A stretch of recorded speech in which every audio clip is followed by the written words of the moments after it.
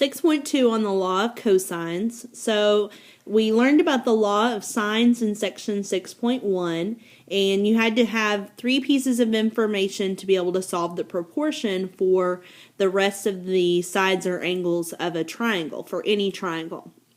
The law of cosines can be used the same way. There's 2 different sets of forms. There's the standard form for each side, to solve for each side of the triangle, given 2 sides and the included angle. Or there's the alternative form, which is just rearranged to solve for the angle. So, depending on what you're given, you choose which formula to use and solve for that side or angle. Down at the bottom is Heron's area formula. This area formula is used when you're given all 3 sides of the triangle and nothing about the angles. The S in this formula, you're going to take all 3 sides of the triangle and divide by 2 first, then plug into the area formula. So let's just look at the examples. These should be pretty easy.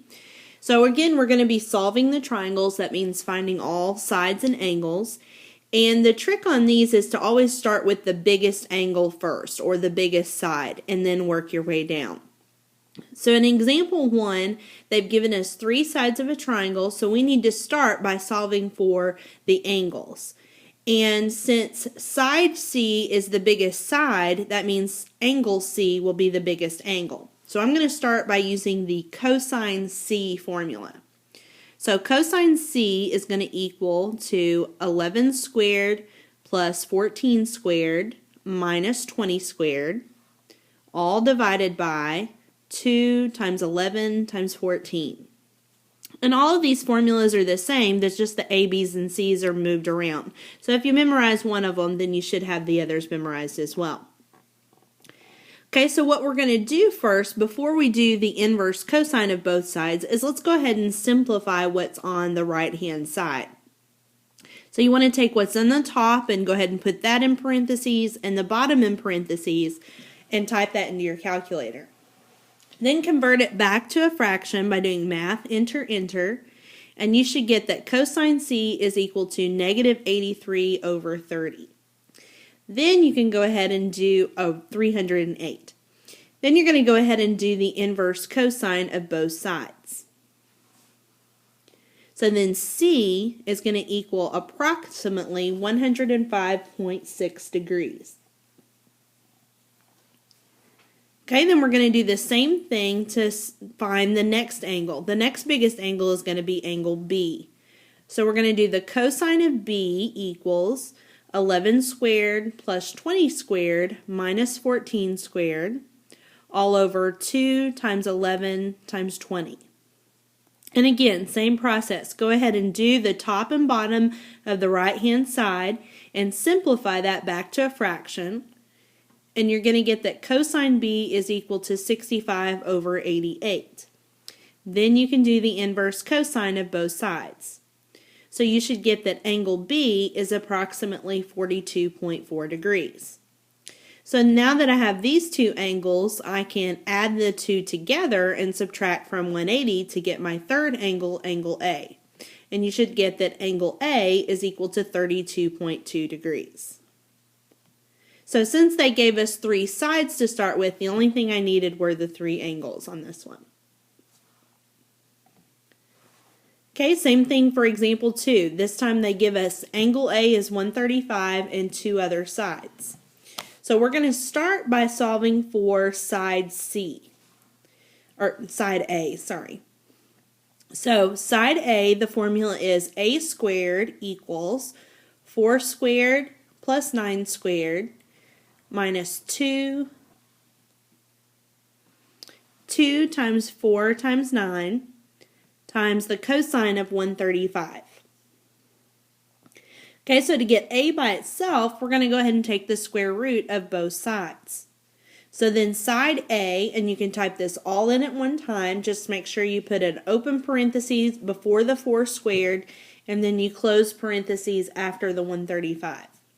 You should get that little a is equal to 12.2.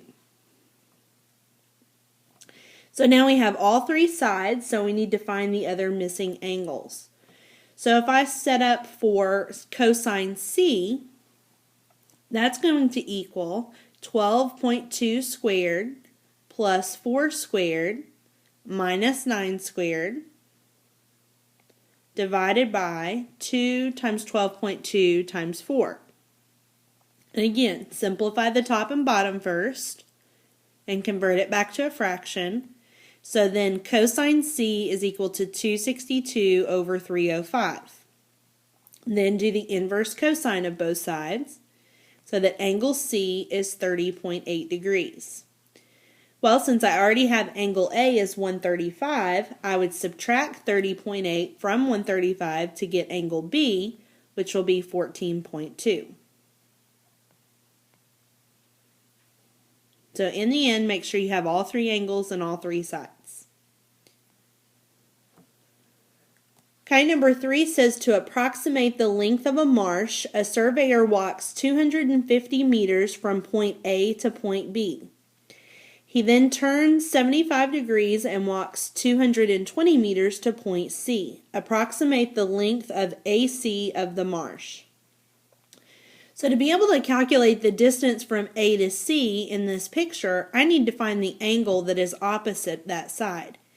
So if I know that the 75 degrees outside of the triangle is going to add to the angle on the inside of the triangle, together those are going to equal 180 degrees. So 180 minus 75 is 105 degrees. Okay, then our side B is what we're solving for. That's the same as the distance between A to C. Okay, so we're going to use our B squared formula. So B squared is equal to 220 squared plus 250 squared minus 2 times 220 times 250 times the cosine of 105. And again, you can take the square root of both sides and type this all in the calculator at one time. So then side B is going to be 373.3. So again, they didn't ask for little b, so I would reword my answer and I would write that the length of AC of the marsh is approximately 373.3 meters.